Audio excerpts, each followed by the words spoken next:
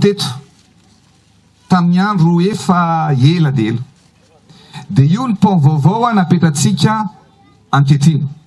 Anisan'ny laharam-pahamehana napetraka zany tamin'ny teneniny monsieur l'ambassadeur teo tamin'ny mivory tany Japon niaraka tamin'ny Tikady, Evrina Tikady. Dia taony nametraka inona avy ny laharam-pahamehana sy ilain'ny Madagasikara dia anisan'ny nanamboarana ny port zay rehefa vita io port ny Toamasina io zay vatsian'ny Jika vola ny fanjakana japonais zany dia io no anisan'ny port lehibe indrindra aty amin'ny ranomasimbe indianina. Fa ankoatran'izay dia anisan'ny tenenina koa hoe raha ho vita ny port ny tomobile zay fiara vavety sy ny fiara majinika zay famezivezy amin'ity lalany 1400 isan'andro. Mazonareo tsay 1400 io daholo mandeha ny entana ny simenitra ny vy sy ny vary ny siramamy ny menaka mandalo amin'io pont io daholo. Noho izany zany dia nitenitsika hoe tsy maintsy amboarina ity ary ny fahitana anazy zao dia manaraka amin'ny fenitra iraisam-pirenena satria misy amortisseur io hitanareo io zay matazana moa misy amortisseur ao ambany. Zao no hoe manaraka amin'ny norme internationale zany hoe afaka miamortira tsara mandray tsara ny vesatry ny entana rehetra izay mandalo eo.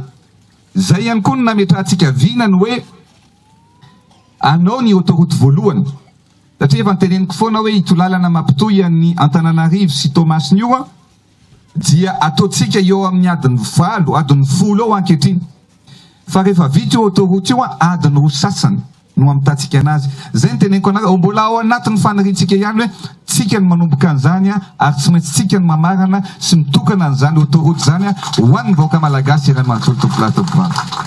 Zao fotoan'izao efa afaka mampiasa ity tetezana ity ireo mpampiasa ny lalam-pirenena faharoa afa-po izy ireo amin'ny kalitaon'ny asa.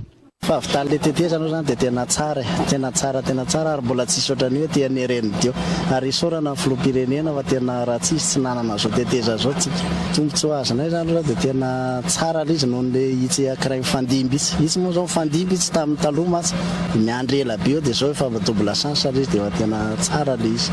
Mahafinaritra aloha hoe afaka mandeha tsara milamina, afaka mifasiaranana na tômôbila raha misosa tsara.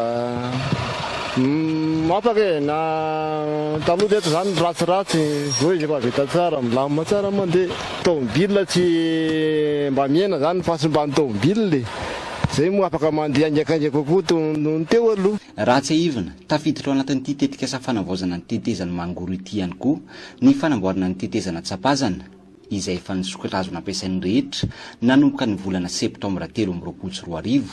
Ankoatr'izay nandritra ny lanonana teto no nanolorany masovon'ny Japon eto Madagasikara ireo fitaovana lehibe fanamboaran-dalana ho an'ny gouvernement malagasy.